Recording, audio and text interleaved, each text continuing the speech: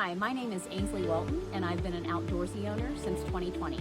Behind me here is Minnie Pearl. She's a 2019 Keystone Mini Springdale 1790 FQ. In the winter, you'll find her in Crystal River, Florida, and in the summer, you'll find her in Wells, Maine.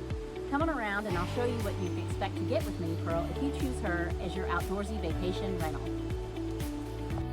She has a great awning and comes with 2 camp chairs, a side table, and an outdoor mat, and in her pass-through is where you're going to find all your extra chocks, cords, and hoses. The back of the camper is where you're going to find your cable TV connection and your spare tire.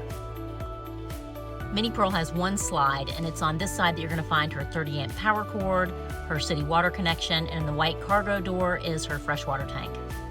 The kitchen has a refrigerator, microwave, and quartz countertop. Although there's no stovetop, we've equipped it with everything from electric skillets to toaster ovens.